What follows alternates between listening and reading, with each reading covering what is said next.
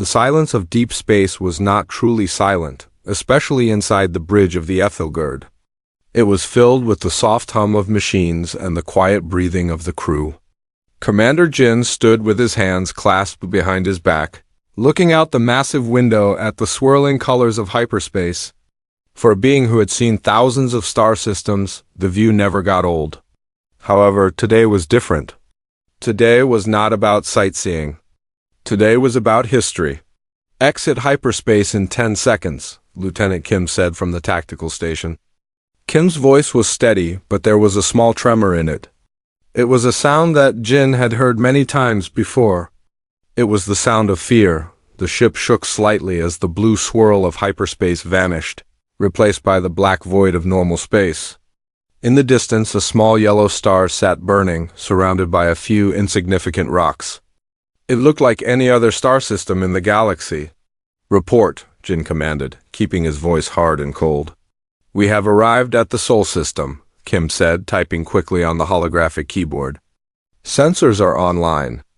I am scanning the third planet." The entire galaxy was watching. Through the galactic net, trillions of eyes were fixed on the feed coming from the Ethelgerd. For thousands of years, the galactic hegemony had ruled the stars. They brought order, peace, and technology to primitive worlds. But there was one world that had always been missing from their maps. Legends spoke of a planet on the outer rim, a world so dangerous and chaotic that even the first hegemony explorers had refused to land. They called it the Death World or the Cradle of Monsters. And now, Commander Jin had found it. "Scan complete," Kim said. He looked at his screen, then up at Jin with a confused look on his face. "Commander, I do not understand. What is it?" Jin asked, walking toward the tactical station. "The readings," Kim said, pointing at the floating numbers. "They are wrong. The legend said this planet was a fortress. They said it had weapons made of black holes and shields that could block out the sun, but there's nothing. I see no energy shields. I see no orbital defense platforms. I see no giant laser cannons." Jin frowned. He looked at the main screen, where the small blue and green planet was slowly spinning. "Look closer. Are they hiding their technology?" "No, sir," Kim replied. "The technology is primitive. I detect radio waves, but they are weak and unencrypted. They are using combustion engines to fly inside their own atmosphere. They have barely reached their own moon. According to these readings, they are a level 0 civilization. They are harmless." Jin let out a breath he did not know he was holding. He felt a mix of relief and disappointment. The galaxy had built up this world to be a monster, and it turned out to be just a rock full of animals. The hegemony could conquer this world in an hour without firing a single shot. "Connect me to the galactic net," Jin ordered. "I will address the fleet." The connection opened. Jin knew that politicians on the capital world, soldiers on distant borders, and citizens in their homes were all listening. He had to be strong. He had to show them that the hegemony was in control. "Citizens of the hegemony," Jin began, his voice echoing through the ship and across the galaxy. "We have found the lost world. We have found Earth." He paused for effect. "I stand here on the bridge of the Ethelgerd, looking down at the so-called Death World. I tell you now, do not be afraid. The legends were lies. There are no monsters here. There are no superweapons. There is only a primitive, young species playing in the dirt. They call themselves humans. They are weak, divided, and alone." In the streets of the hegemony's capital, aliens cheered. They had been terrified of the ancient stories of Earth, but Commander Jin was telling them that there was nothing to fear. The stock market stabilized, and the fear that had gripped the galaxy for a century began to fade. "We will go down there," Jin continued, "and we will bring them the gift of civilization. We will show them the stars. The galaxy is safe." Jin cut the feed and turned to his communication officer. "Open a channel to the surface. I want to speak to their leader. Or, if they do not have one, find whoever is in charge." "Channel open?" "Sir," the officer said. "This is Commander Jin of the hegemony starship Ethelgerd," Jin spoke into the comms. broadcasting his voice to the planet below. People of Earth, we are watching you. You are not alone anymore. Surrender now, and you will be treated well. Resist, and you will be removed. Jin waited for a reply. He expected panic. He expected them to beg for mercy. He expected their primitive radios to fill with screams of terror, but the reply was not what he expected. A voice came through the speakers. It was calm. It was deep. And it sounded bored. This is Earth Command, the voice said. We see you, Commander Jin. Jin froze. You see me? You have the technology to track a hegemony stealth cruiser? We have been tracking you since you entered the system, the voice replied. Your cloaking device is cute. It makes a lot of noise on our sensors. Jin looked at Kim. Kim looked terrified again. Sir, they are right. I just checked the logs. They locked onto us 5 minutes ago, but our computer told us it was just space debris. They hacked our sensors remotely. Jin's heart beat faster. These primitives had hacked hegemony military tech? That was impossible. Who am I speaking to? Jin demanded. My name is Director Choi, the voice said. I represent the United Earth Coalition. Commander Jin, you made a speech to the galaxy just now. You called us weak. You called us harmless. Are you not? Jin shot back, trying to sound confident. My scans show you have no shields. You have no fleet. You are sitting ducks. You scanned for what you know, Director Choi said calmly. You scanned for energy shields and plasma cannons. You did not scan for other things. And what other things? Jin asked. Intent, Choi replied. History. Will, Commander Jin, do you know why we never left our solar system? It is not because we cannot. It is because we were busy doing what? Jin asked. Surviving, Choi said. While you were flying between the stars, we were fighting our planet. We fought the ice. We fought the heat. We fought diseases that should have wiped us out 1,000 times. We fought each other with weapons that make your plasma cannons look like firecrackers. Jin laughed nervously. Is that a threat? You fought each other? That only proves you are divided. No, Choi said. It proves we are stubborn. We are the species that refuses to die. You think you are safe because we do not have shiny shields, Commander. You think the galaxy is watching a show where the big bad aliens conquer the little ants. Suddenly, the audio from Earth changed. Jin could hear a sound in the background. It was not the sound of fear. It was not screaming. It was music. What is that noise? Jin asked. That is rock and roll, Choi said. My people are listening to music, Commander. They are going to work. They are falling in love. They are living their lives. Do you know why? Tell me, Jin said. Because you do not scare us, Choi said. We have looked into the dark abyss of extinction and we spat in its face. You are just another Tuesday to us. Jin gripped the railing of the bridge so hard his knuckles turned white. He looked at the screen. The planet Earth looked so peaceful from space. Blue oceans, white clouds, green land. It looked like a gem. But now, as he looked at it, he felt a cold chill in his spine. The galaxy was watching, waiting to see him crush this insolent species. But for the first time in his career, Commander Jin did not feel like the hunter. He felt like the prey. You have 1 hour, Jin said, trying to regain control of the conversation. 1 hour to send a ship to surrender, or I will open fire. You can try, Choi said. But before you do, I should warn you. The galaxy is watching, yes. But they are not watching to see you win. They are watching because they remember the stories. They know what we are. And they are terrified that you woke us up. The line went dead. Jin stood in the silence of the bridge for a long moment. The crew was looking at him, waiting for orders. But in their eyes he saw doubt. They had heard the confidence in Director Choi's voice. They had heard the music. Sir, Kim whispered, I am running a deeper scan. Beneath the surface, under the crust, there are massive heat signatures. Millions of them. What are they? Jin asked, his voice shaking. I do not know, Kim said. But they are moving. Commander Jin looked back at the blue planet. The galaxy had laughed when he said they were harmless. But now, watching the silent blue sphere spinning in the dark, Jin realized the terrible truth. He had not found a primitive planet to conquer. He had kicked a hornet's nest, and now the entire galaxy was going to feel the sting. The humans were not hiding behind shields. They were hiding in plain sight. And they had been waiting for this moment for a very long time. The bright sun of Earth felt strange on Ambassador Park's skin.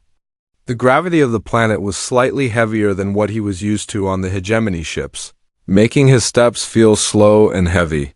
He adjusted his formal robes, trying to look dignified despite the discomfort. Around him, the city was a chaotic mess of tall buildings, noisy ground vehicles, and thousands of humans moving in every direction. The air smelled of exhaust fumes and strange food, but Park held his head high. He was the representative of the most powerful civilization in the galaxy. He was here to accept a surrender, not to sightsee. Standing in front of him was a human man named Agent Choi. He did not wear armor or fancy robes.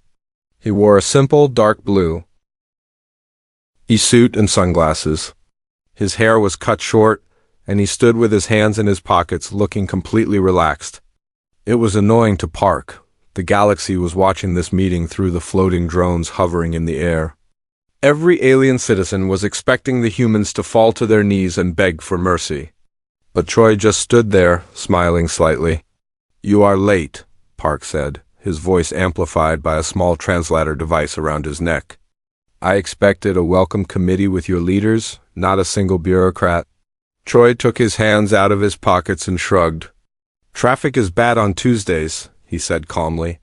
Besides, I am the one you need to talk to. I speak for the United Earth Coalition. My name is Choi. Park laughed. It was a cold, calculated laugh meant for the cameras. A single man? Very well. If you are the only one brave enough to face me, then I will speak to you. I am Ambassador Park of the Galactic Hegemony. You have seen our ships in your sky. You know that we can turn your beautiful blue planet into a ball of dust in seconds. I am here to offer you a choice. Surrender your planet to us, become a subject of the hegemony, and we will let you live. Refuse and we will erase you. The silence that followed was heavy. The drones zoomed closer, capturing the expressions on their faces. The people of the galaxy leaned forward in their homes, waiting to see the human break. They expected tears. They expected fear. Instead, Choi reached into his jacket and pulled out a small metallic tablet. He tapped the screen and a hologram appeared in the air between them. It was not a map of military bases. There was a picture of a forest, then a city, then a desert. Ambassador Park, Choi said, his voice smooth and polite. You talk a lot about destroying us. You call us primitive. You see our buildings and our simple cars and you think we are weak. But you are looking at the surface. You are not looking at the history. Park frowned. History is written by the winners, and we are the winners. Not yet, Choi said. He swiped on the tablet, and the hologram changed to show old paintings and then old black and white videos. Do you know what this is? Park looked at the hologram. It showed humans fighting with swords, then guns, then bombs. It looked violent. It is your primitive warfare. So what? It is evolution, Choi corrected him. While your ancestors were living comfortably on their stable planets, never changing, never struggling, my ancestors were fighting for survival. We have faced ice ages that covered the entire planet. We have faced plagues that killed half of our population. We have fought wars that burned entire continents. Park crossed his arms. And this proves you are strong? It proves you are violent and disorganized. The hegemony brings order. We stopped fighting thousands of years ago. No, Choi said, stepping closer. He looked Park directly in the eyes. You stopped fighting because you had nothing left to fight. You became comfortable. You became soft, but us? We are forged in fire. We are the species that refuses to die. Do you know why we are called a death world by the old records? Park stayed silent, though he was getting irritated. He wanted to get this over with. Choi continued, "We call it Earth, but the galaxy knows it as a nature preserve. You didn't find us, Ambassador. We have been hiding. We placed a jamming field around our solar system thousands of years ago to keep people like you out. It was not to protect us from you. It was to protect the galaxy from us." The shock of this statement rippled through the drones watching. The trillions of viewers on the galactic net gasped. A nature preserve? For whom? Choi smiled, sensing Park's confusion. There are things in this galaxy older than you, Park, ancient entities that watch the stars. They made a rule, do not touch Earth. They saw what we were becoming. They saw that humans are the ultimate adapters. We are the ultimate survivors. If we were let loose, we would consume everything. Not because we are evil, but because we cannot stop growing. We are like a virus that builds cities. Park felt a bead of sweat run down his back. He tried to regain his authority. These are fairy tales. The hegemony rules the galaxy. We bow to no ancient entities. Our fleet is more powerful than any magic you speak of, is it? Choi asked softly. Look behind you. Park turned slowly. He looked up at the sky. It was a clear blue day, but suddenly the air seemed to shimmer. High above the city, invisible to the naked eye until now, massive shapes were beginning to decloak. They were not hegemony ships. They were huge, silent monoliths that had been floating there for centuries, guarding the planet. Our sensors did not detect those, Park whispered, his voice trembling. Because they are not machines, Choi said. They are alive. And they are sleeping. If you fire a single shot at this planet, you will wake them up. And believe me, they are much grumpier than we are. Park looked back at the human agent. The smile was gone from Choi's face. He looked serious now. The playful attitude had vanished, replaced by a look of intense focus that terrified the ambassador.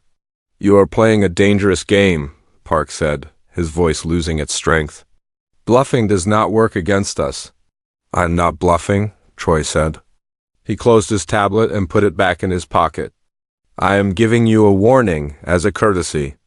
We have lived on this planet fighting the hardest environment in the galaxy for 1,000,000 years. We have tamed predators, we have cured diseases, and we have split the atom. We are dangerous, Park, but we are also polite. We do not want a war. We want to trade. We want to see the stars. Park hesitated. The situation had spiraled out of control in minutes. He came to conquer a primitive world, but now he was standing in front of a representative of a civilization that claimed to be the galaxy's greatest predator. Trade? Park asked, suspicious. What could you possibly offer us? Choi reached into his pocket again, but this time he pulled out a small data drive. He held it out to Park. Culture, Choi said. Art, philosophy, stories. Your galaxy is sterile, Ambassador. You have order, but you have no soul. You live long lives, but you do not truly live. You are bored. That is why you are watching us right now. That is why the entire galaxy is glued to their screens. You are desperate to feel something real. Park looked at the data drive. He knew the human was right. The hegemony was stagnant. The citizens were bored with perfection. They craved the chaos that Earth offered. If I take this, Park said slowly, what happens? The hegemony does not share power. We do not want power, Choi said, dropping the drive into Park's hand. We just want a seat at the table. Stop treating us like animals. Treat us like equals. If you do that, we will share everything we have. Our music, our movies, our games, our passion. But if you try to force us, if you try to colonize us, Choi leaned in close. His voice a mere whisper that the drones barely picked up. We will burn your empire to the ground and paint the stars with your history. Park pulled back quickly, clutching the drive. He looked at the human with true fear for the first time. He realized that Director Choi was not a bureaucrat. He was a wolf in sheep's clothing. And behind him, the entire human race was a pack of wolves waiting to be unleashed. I will take this to my commanders, Park stammered.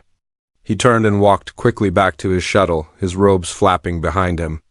He did not look back at the city or the sky. He just wanted to leave this planet before the ground opened up and swallowed him whole as the shuttle lifted off. Carrying the terrified ambassador back to the safety of the stars, Troy stood alone on the landing pad. He took off his sunglasses and looked up at the sky where the alien ships were hiding. He checked his watch. "Park is scared," Troy said into his wrist communicator. "Tell the others to stand down. Phase 1 is complete." "Good job, sir," a voice replied. "What now?" Troy smiled, looking at the spot where the shuttle had vanished. "Now, we show them what human creativity can do. We are going to invade their culture agent, and that is a war they cannot win." The meeting room aboard the Ethelgerd was cold and smelled of strong chemicals. It was a sealed environment designed to keep the crew safe from the dangers of space. Today, however, it felt more like a cage. Dr. Han stood behind a thick glass wall, wearing a protective suit that covered every inch of her body. She was the top xenobiologist in the hegemony fleet, an expert in the life forms of 1,000 worlds. But today she was sweating. On the other side of the glass, sitting in a simple chair, was General Yoon. General Yoon was a human. He looked like an ordinary, older man with gray hair and a tired face. He was not wearing a protective suit.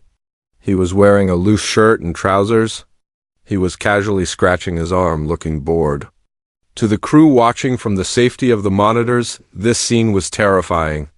They could not understand why the human was not afraid of the alien environment or the deadly diseases that surely filled the room. "Do not touch your face," Dr. Han said through the speaker, her voice shaking slightly. "Please, for your own safety, sit still." General Yoon laughed. It was a dry, raspy laugh. "Doctor, I've been shot at, blown up, and buried in rubble. I think I can handle sitting in a chair." Dr. Han turned to her assistants. She looked at the data screen scrolling with red warning lights. She had taken a simple sample of skin cells and saliva from General Yoon 10 minutes ago. The computer was still analyzing it, but the initial results were making her heart race. "The biological analysis is ready," an assistant said quietly. "You should see this, Doctor." Dr. Han looked at the main screen. The galaxy was watching this broadcast with bated breath. They expected to see that humans were weak and fragile, perhaps allergic to the air on the ship. But what Dr. Han saw was the opposite. It was a nightmare. "Look at the immune system markers," Dr. Han whispered, pointing a trembling finger at the screen. "It is not normal. It is aggressive." She turned to the camera to address the galaxy. "Citizens of the hegemony, what I'm about to tell you is disturbing. The human body is not a sanctuary. It is a battlefield." She explained the data in simple terms so everyone could understand. Most species in the galaxy lived in clean, controlled environments. If they got sick, their bodies needed medicine to help them fight. But the human body was different. It was designed to survive in a toxic, dangerous world. The white blood cells in General Yin's blood were not just waiting for disease. They were hunting. "They have adapted to everything," Dr. Han continued. "Their DNA shows traces of surviving plagues that should have wiped out a species. Their bodies heal from injuries that would kill a Varg or a Sylph.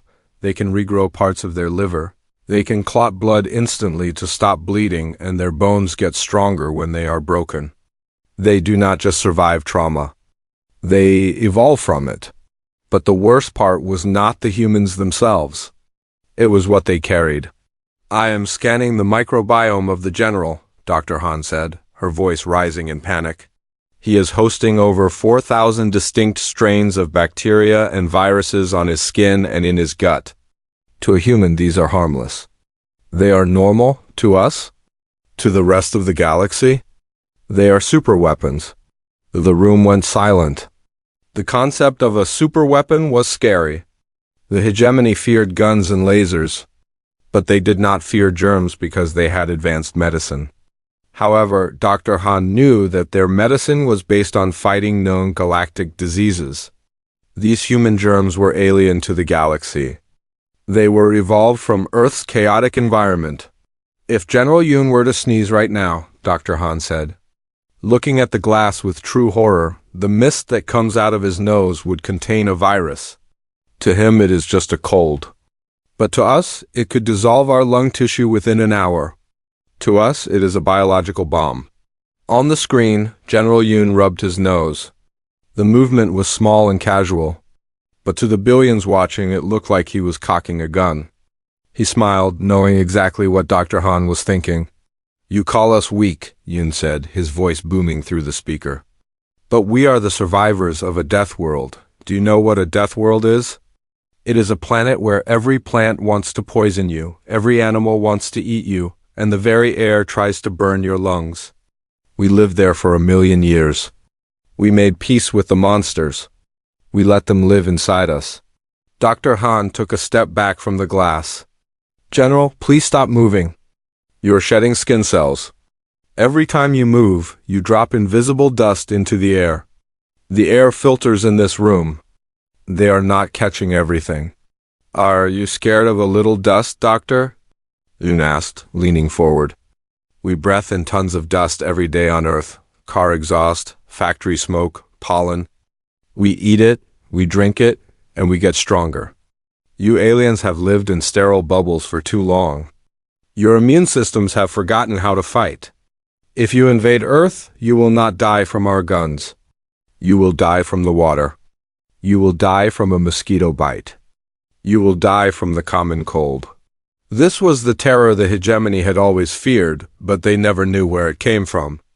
They thought the danger of Earth was a monster or a machine. They did not expect the danger to be biology itself. They realized that humans were not the prey. Humans were the apex predators of their own world, carrying the collective biological arsenal of 1,000,000,000 years of evolution. "Look at this scan," Dr. Han said, putting a new image on the screen. It showed a close-up of a human wound healing. "See the speed? See the heat? The human body creates a fever to cook the invaders. They burn themselves alive to kill a virus. They are reckless. They are unstoppable." She paused to wipe sweat from her forehead. "And there is one more thing," she added quietly. "The psychological makeup. Humans have a chemical called adrenaline. When they are in danger, this chemical floods their bodies. It allows them to lift heavy objects, ignore pain, and run faster than any known land animal. But there is a side effect. It makes them irrational. It makes them want to fight. It makes them berserk." General Yoon stood up. He stretched his arms above his head. His joints cracked loudly in the silent room. "We call it the fight or flight response," Yoon said. "But usually we don't fly. We fight. You have spaceships, Doctor. You have lasers. But can you look a monster in the eye and not blink? Can you fight until your heart bursts? That is what humans do. We do not stop. We do not know the meaning of the word impossible." Dr. Han felt dizzy. She looked at her assistants. They were all pale. The realization was sinking in. An invasion of Earth was not just a military operation. It was a suicide mission. Even if they won the war, the soldiers would bring back the human germs on their boots. A single human sneeze could start a plague that could destroy the entire hegemony. "I am recommending that the contact level be raised to hazard level 5. Dr. Han said into her communicator, her voice urgent. "We must seal the ship. We must sanitize the ambassador immediately." "He was in the same room as Agent Choi?" She looked back at General Yoon. The old man sat down again, looking calm. "Are we done here?" Yoon asked. "I have a meeting with the tactical officer. He wants to know why our computers are faster than yours." Dr. Han nodded slowly. "We are done. Please stay in the chair. Do not touch anything. Do not breathe on anyone." General Yoon smiled again. It was a predator smile. "You aliens are so fragile. I hope you don't catch a cold." The screen cut to black as Dr. Han ordered the feed to be terminated. But the damage was done. The galaxy had seen the truth. They saw that the humans were not weak primitives. They were biological time bombs wrapped in soft skin. The fear spread through the stars like a shockwave. Humans were not the underdogs. They were the monsters that the parents told their children about. And they had just woken up. The hegemony realized that they were not standing at the top of the food chain. They were looking up at it, and the beast was staring right back at them. The bridge of the Ethelgard was dark, lit only by the soft glow of holographic displays and the flashing red lights of the alert system. The mood had shifted from confidence to unease. The biological revelations from Dr. Han had scared the crew, but Commander Jin was a military man. He did not believe in fear. He believed in action. If the humans were biological monsters, then he would hit them where it hurt, their technology. "Operative Lee," Commander Jin said, his voice echoing in the quiet room, "you are the best cyber warfare expert in the fleet. I want you to hack into the Earth network. Find their central command computer. Find their military grid. If they are as primitive as we think, their computers should be easy to break. Once we are inside, we will shut down their power and their communications." Operative Lee stood up and walked to the main console. He was a small alien with large eyes and fingers that moved faster than the eye could see. He was arrogant. He had hacked into the banks of the richest planets and stolen secrets from the most secure vaults. Hacking a primitive planet like Earth sounded like a child's game to him. "It will be done, Commander," Lee said with a smirk. "Their internet is an open book. Give me 5 minutes." Lee connected his mind to the ship's computer via a neural cable. In the digital world, Lee was a god. He saw data as streams of light. He pushed his consciousness into the signal that was beaming up from the planet. He expected to find a simple wall, a basic firewall that he could melt through with a single line of code. Instead, he ran into something massive. He was not entering a library. He was entering a storm. "What is this?" Lee muttered, his body twitching as his mind processed the data. "The structure? It is chaotic." On the main screen, the crew watched a representation of Lee's progress. They expected to see a straight line going to the center of a target. Instead, they saw a tangled web of billions of lines, moving and shifting in real time. "Report," Jin demanded. "The data volume," Lee said, sweat forming on his forehead. "It is too high. They do not have a central computer. Their network is decentralized. It is everywhere. Every device, every phone, every toaster is a part of the brain. There are trillions of connections happening every second." "Just break through," Jin ordered. "Find a back door." "I am trying," Lee said, his voice strained. "I am sending a worm virus to infiltrate their system. It should disable their military protocols." Lee typed a complex command. A digital virus, a weapon designed to shut down power grids and starships, shot down the beam and into Earth's internet. It hit the massive ocean of data and vanished. "Did it work?" Jin asked. Suddenly, the lights on the bridge flickered. The holographic screens buzzed with static. Then, a sound blasted through the ship's speakers. It was not an alarm. It was music. It was loud, thumping, rhythmic noise with a screaming human voice over it. Asterisk, "I fought the law and the law won." The voice screamed. "What is that noise?" Jin yelled, covering his ears. "Turn it off." "I cannot." Lee shouted, panic in his voice. The virus. It didn't work. It didn't disable them. They caught it. And they are sending it back. The music changed. It was a differ. Int song now, a heavy bass sound that vibrated the floor of the ship. But it wasn't just audio. Images began to flash on every screen on the ship. They were not tactical maps. They were strange, colorful drawings. Some showed cats with misspelled words. Others showed humans making funny faces with distorting glass. "Their defensive software is an administrator named Kong," Lee said, reading a data packet that had just appeared. "He says he is an IT guy from Seoul, an IT guy?" Jin roared. "You are being beaten by a repairman?" "Commander," Lee said, his eyes wide. "This can... He is not using standard algorithms. He is using logic traps. He is confusing our system. Look at the navigation computer. It thinks we are parked inside a volcano." Jin looked at the navigation screen.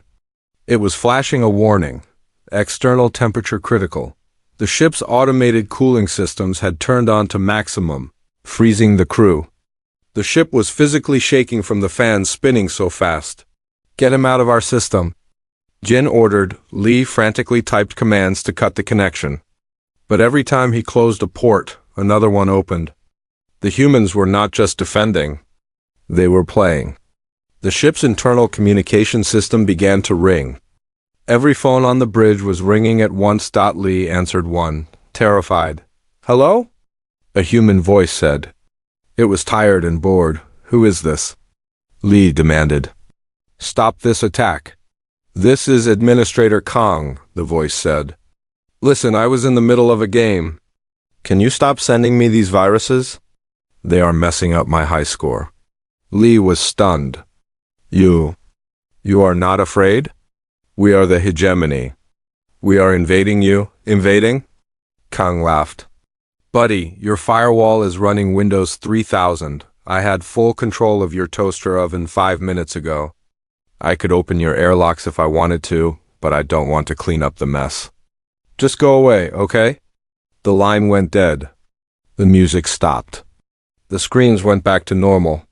The bridge was silent, except for the hum of the cooling fans. The crew looked at each other in horror. Commander Jin's face was pale. He looked at Lee. "What just happened?" Lee slumped into his chair, exhausted. "Commander, we do not understand their technology. We thought the internet was a tool for them. For us, computers are for calculation and storage. For them, computers are an extension of their mind." "What do you mean?" Jin asked. "Look at the data I collected before I was kicked out," Lee said, pulling up a graph. "Their processing power isn't coming from a mainframe. It is coming from the collective intelligence of billions of humans using the network at the same time. Their thoughts, their creativity, their chaos, it creates a kind of organic intelligence." Lee looked at Jin with fear. "We tried to hack a hurricane, Commander. We tried to fight the ocean with a cup, and the ocean just splashed us." The galaxy, watching through the hacked feed that was slowly being restored, saw the humiliation of the great hegemony. They saw the most advanced starship in the fleet brought to its knees by a bored human administrator and a flood of music. "We have underestimated them on every level," Jin whispered. "Their biology is a weapon. Their culture is a weapon. And their technology, it is not advanced hardware. It is advanced software. They have evolved differently than us. They rely on adaptability, not structure." Suddenly, a text message appeared on the main view screen of the Ethelgard. It was written in large, friendly letters, asterisk, "Thanks for the test. Let us know when you want to play a real game." Earth asterisk. Jin clenched his fists. The pride of the hegemony was shattered. He realized that he could not bomb this planet. He could not outsmart them. If he tried to attack, they would not just shoot back. They would turn his own ships against him. They would rewrite his targeting computers to aim at the moon. They would make his life support systems play elevator music until he went mad. "Cut the hardline," Jin ordered quietly. "Disconnect all external systems. We are going dark." "We are retreating?" Lee asked, hopeful. "No," Jin said, looking at the blue planet on the screen with a new kind of respect. "We are stopping.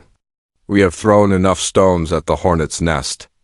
I will not have my ship turned into a disco ball by a man named Kong." The bridge crew sat in silence, the weight of the failure heavy on their shoulders. They had come to conquer a world of cavemen. Instead, they had found a civilization that fought with memes, music, and mind-bending code. They were not fighting an army.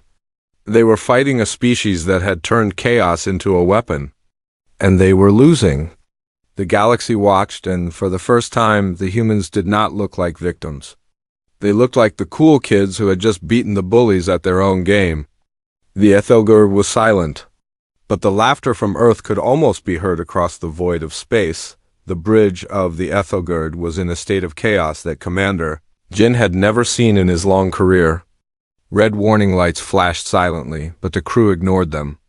They were too busy looking at their screens, which were scrolling through data that made no sense. The air conditioning was blasting freezing air because the computer thought the ship was inside a volcano, and the distinct smell of burnt electronics filled the room. Just moments ago, the most advanced cyber warfare expert in the fleet had been defeated by a human IT administrator named Kong. The humiliation was total. Commander. Jin stood in the center of the confusion, gripping the railing so hard that his metal gloves were starting to bend. His heart was not beating fast because of fear of death, but because of the fear of failure. He had told the entire galaxy that Earth was weak. He had promised an easy conquest. Now his ship was a mess. His crew was terrified of catching a cold, and the enemy was laughing at them. The communication channel beeped.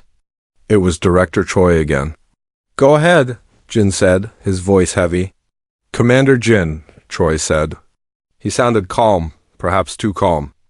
"I see you are having some technical difficulties. Administrator Kong says he is sorry about the music. He gets carried away sometimes." Jin closed his eyes and took a deep breath. "We have had enough games. I have my weapons primed. I could fire a plasma barrage and destroy your city in 30 seconds. You could, but you won't. And why is that?" Jin asked, trying to sound threatening. "Because you are curious," Choi replied. "And because you are smart. You know that you can kill us, but you cannot defeat us. If you destroy us, you lose the only thing that makes your galaxy interesting." Jin stayed silent. The truth was that he did not want to destroy Earth.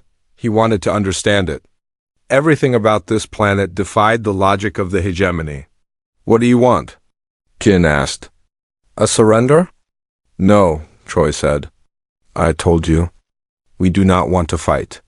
Fighting is boring. We have done enough fighting on our own. We want to make a deal." "We call it a cultural exchange," explained, Jin said. "We have something you need," Choi said. "Your civilization is old, Jin. It is powerful. But it is stagnant. You have perfect order, but you have no life. Your citizens are bored.